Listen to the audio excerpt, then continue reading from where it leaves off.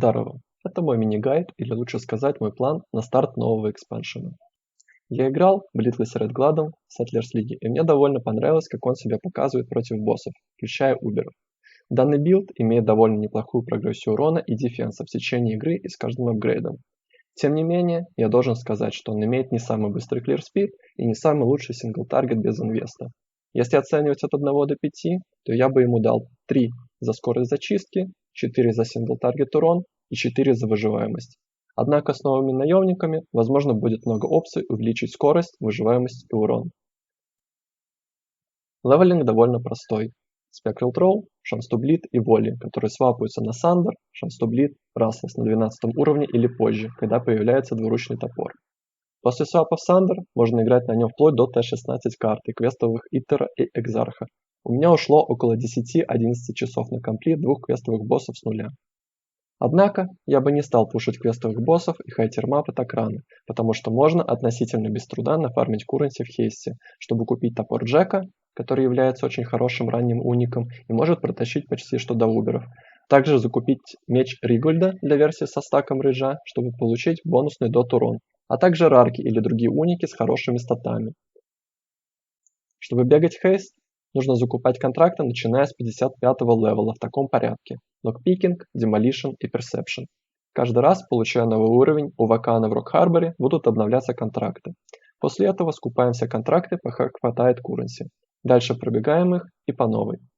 После закупки стартовых шмоток, либо когда накопилось достаточно куренси, можно начинать прогрессию в Атласе. В самом начале мап меняем душу Брандкинга в Пантеоне на душу Лунарис. Далее берем Unwavering Stance в дереве, чтобы мобы не могли станом выбить из атак. Первоочередным приоритетом является получение 100% шанса на уклонение от заморозки в Пантеоне Брандкинга, а также префикс крафт на 100% уклонение от чила со скоростью бега на ботинках, чтобы избавиться от инстантной антифриз фласки на хп и бегать с инстантной антикоррапт флаской. Также в мастере на армор и уклонение берем иммунитет к пойзону, если уклонение на шлеме выше армора. Если это база с уклонением, то она всегда выше армора. Если же это гибридная база, то можно накрафтить в префиксе increase либо flat уклонение. В Атласе поначалу я беру клирик миссии и шанс на дроп заряженных мап для пуша Атласа. Начиная с красных карт или когда чувствуется, что не хватает достаточно выживаемости, спекаем Weapon Master и берем Determine Survivor восхождений, а также спекаем ноды в блок, чтобы закапать его. Должно получиться 68 атак и 65 спелблока. После того, как собран шанс на выпадение связанных карт, я начинаю собирать ноды на выпадение Шепер и Элдер Гвардов, Гвардов Сируса и Синтез мапы, чтобы продавать их для куренси. С приобретением перчаток Фарула с аспектом кота на шлеме, либо кольце, либо ботинках, блиц-тинктуры, кольца на Herald of Purity, который дает баф-эффект или увеличенный урон физой под Herald'ом, шестилинка и хотя бы одного большого кластера, можно начинать фармить гвардов и боссов, которые эти гварды дают. Аспект кота можно накрафтить в бестиаре как суффикс мод, используя уникального Farul First of the Plains без 100, который может быть куплен на трейде.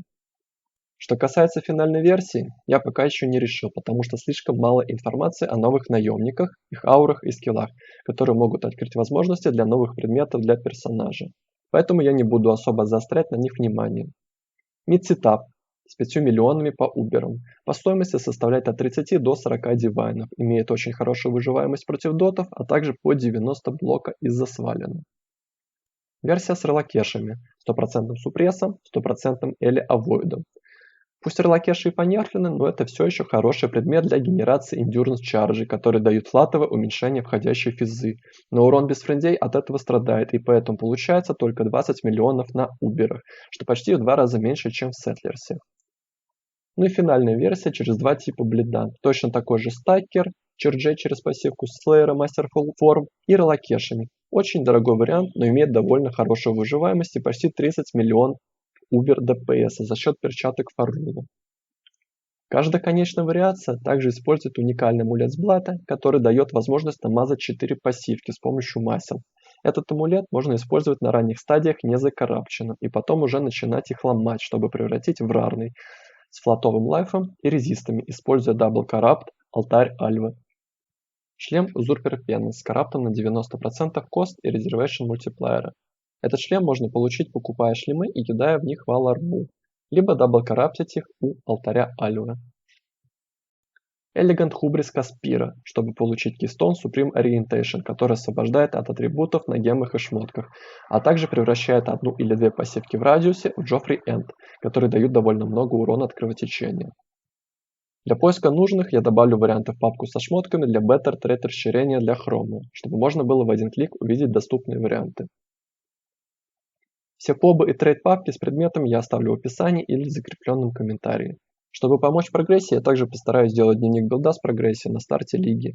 И если все еще останутся вопросы по билду, то можете задавать их на моем Twitch канале, на котором я буду стримить старт лиги. Аудентес Фортуна и Уват, и до встречи!